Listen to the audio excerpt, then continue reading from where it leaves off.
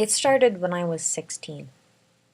I was an only child, living with my mother and father. Every night I would wake up at 2:16 a.m. exactly. No dopiness, no tiredness, nothing. I would sit bolt upright, for a reason unknown to me, and I would listen. I would see nothing in the pitch black of my room. I would hear nothing in my silent house. For 5 minutes, until 2:21 a.m., I would listen hard. At first I heard nothing. 5 minutes of being totally alert, totally unable to switch off, hearing not a single sound. Then, as quickly as the alertness came, it faded, and I'd fall fast asleep. This went on for a few weeks, every night the same. I didn't think much of it. I wasn't scared very easily. It was more puzzling than anything else. Around a month or so into the awakenings, I heard the first sound. It was so close to being audible, I almost thought I imagined it. A soft footfall outside my door, on the stairs leading up to my attic room.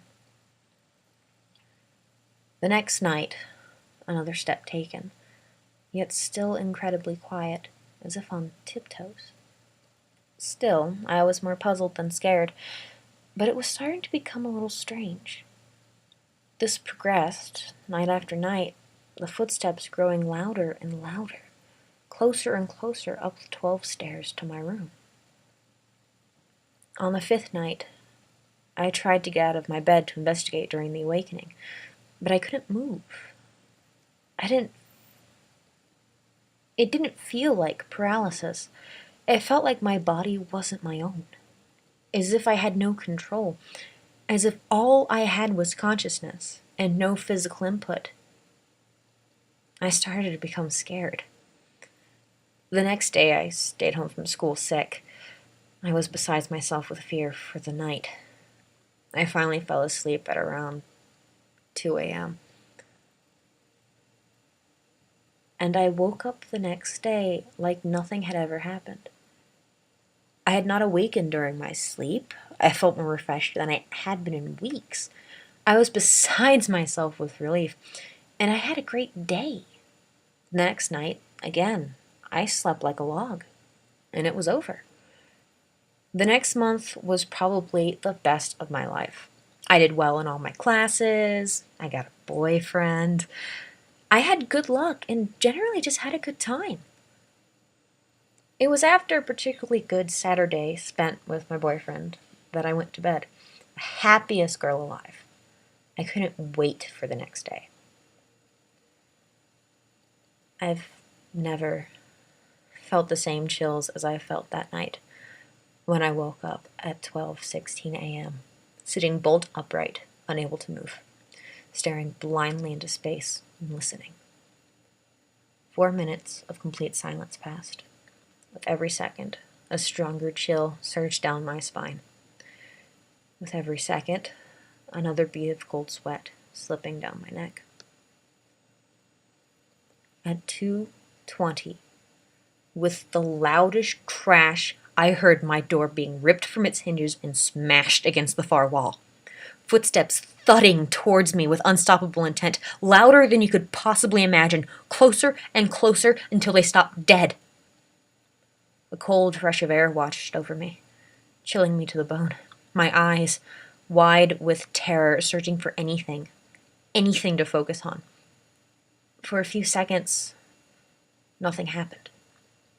Then suddenly, emblazoned in my vision with white, etched, printed words, I have arrived, along with the most horrible sound I have ever heard.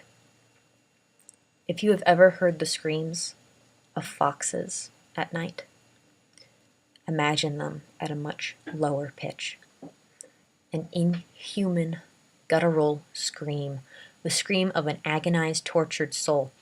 I remember the exact sound to this day. Beyond that, there was nothing. I fell asleep at 2:21 a.m., and I woke up the next day too terrified to do anything. I sat hunched on my bed all day, unmoving. When night came, I was wide awake. I never wanted to sleep again. Time ticked by on the clock.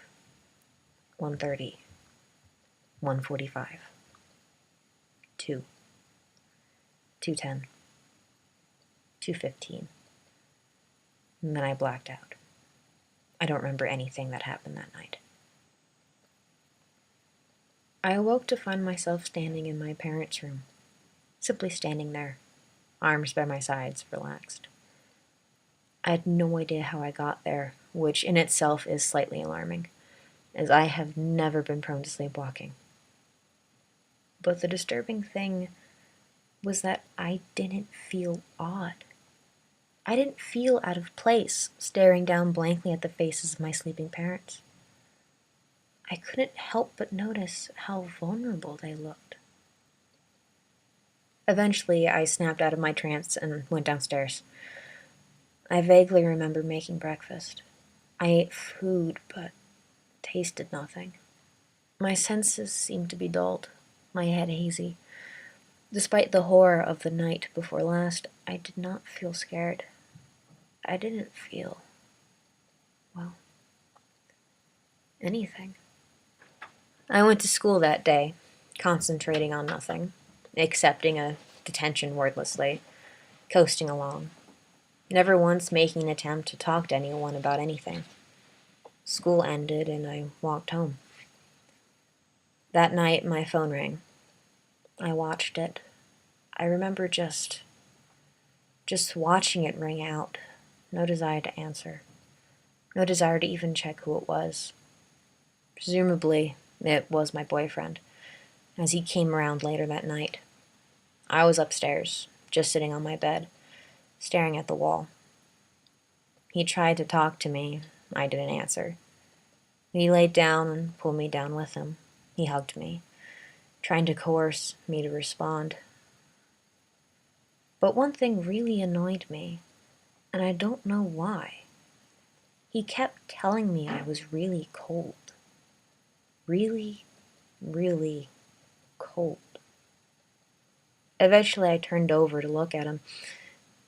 First, he smiled as my eyes met his. Finally, a response. The smile quickly faded. I felt no love for this boy. I felt like I did not know him. And this must have been reflected in my eyes. Empty, devoid of caring. All I could see was his vulnerability, lying there next to me. He fell asleep at about 1. I just watched him like that for a full hour. At 2 a.m., I closed my eyes, not even a hint of anxiety. I counted those 16 minutes, second by second. And thereafter, I remember nothing. I woke up in a pool of blood as dawn broke. I looked to my right to see my boyfriend. His chest had been ripped apart, his ribs hanging loose at either side. Unidentifiable organs spilling out. I felt nothing.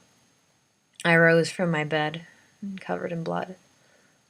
I followed the trail of red, arterial blood out of my room, down my stairs, and into my parents' room.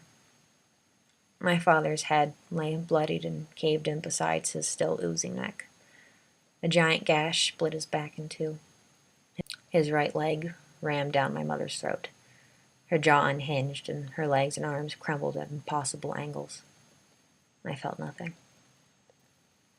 I turned around and walked downstairs. I noticed a trail of blood left in my wake. You could smell it. Smell it seeping into the carpet. Even through my numb senses. I went and made myself breakfast. Another tasteless meal. In fact, it was getting worse. I could taste less than the day before. I went back upstairs and stared at the wall for hours, I think. By now I keep forgetting what happened. My mind just became cloudy and unaware of what was happening. Eventually, I just lay back down in the pool of blood next to my eviscerated boyfriend. I remember reading 2:16 on the alarm before I went to sleep that night. I remember waking up, standing in front of the wall next to my parents' room. From the door frame to where I was standing at the wall, neat rows of blood-colored handprints. I couldn't see much, but looking down, I saw my hands smeared in red.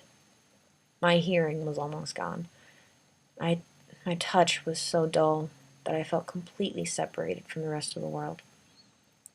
Trudging over to my parents' room, I should have been horrified, not only because of the mangled corpses, but because of the fact that every wall, the floor, and even the ceiling were covered in handprints.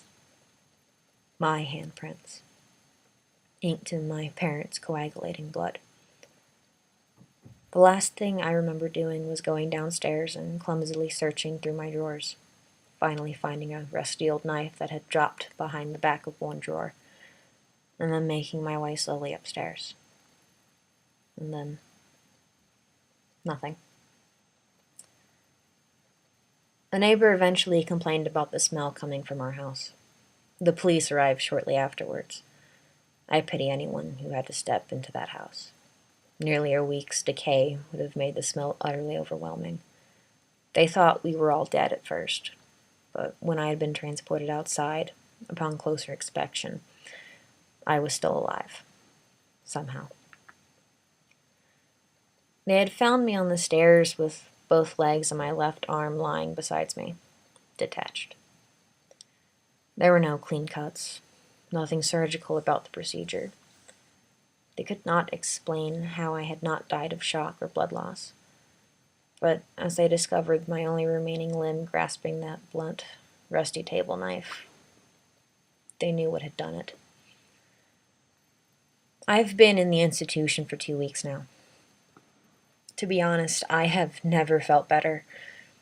I feel normal. I'm like every other person now. Any one of you. I could be living a normal life, feeling like this. Like every one of your existences. But I'm not. I'm writing this final little bit, waiting for an operation to save my digestive system. See, there's an unidentifiable metal object in there somewhere that has to come out. A little box-shaped thing. Well, I say unidentifiable. I only just remembered that my boyfriend had a pacemaker.